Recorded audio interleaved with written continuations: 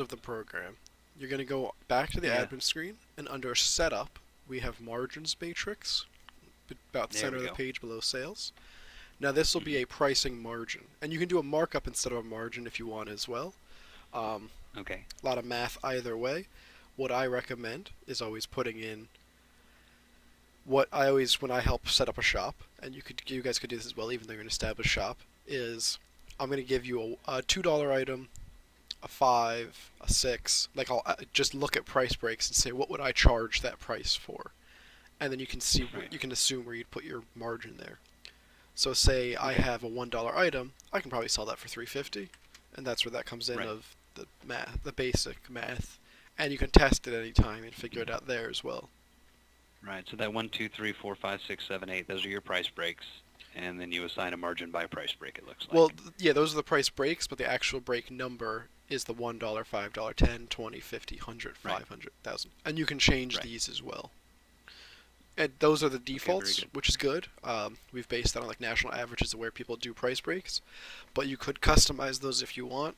Um, and that's like you're probably very close to the default margins, which is good. And I don't think anybody's messed with it here. Pretty much, I think they're hand margining everything. It comes up and then they tweak it. oh, But we're actually looking to put something a little more fixed into place. okay. And you could always I can help you hand tweak it now if you like I said if you have like what you would charge for certain items, I'd be more than I happy don't to sit have the down. numbers, but I don't think tweaking this is going to be a problem. I think it'll be okay. Yeah, it's pretty easy. Um, Just make sure you don't miss yeah. any digits. I've seen that where people Yeah, I would imagine. Yeah. yeah. Hopefully the guys in front of you smart enough to know not to, but Um, absolutely. my line of work, I just assume everyone makes mistakes. You're not wrong. But You're not wrong. yeah, so All basically right. it's just as easy as that. Um, it's very much under the premise of you can mark up a $1 item a lot higher than you can mark up a thousand All right. dollar item, Now, and now that's say just I've like got some basic. Yeah. numbers that say I've got some numbers, like say motorcraft coils would be a good example of it, where I do want to use the price matrix overall, but say on a motorcraft coil I want to make sure I never go over dealer list, and your margins tend to be shrunk a bit on those dealer parts. Are there ways to key mark part numbers so that they come up at a fixed price and kind of slip outside of the matrix? Can you do both, Well, or when will the you guys where just are need you to keep pulling an eye those on that? parts are from?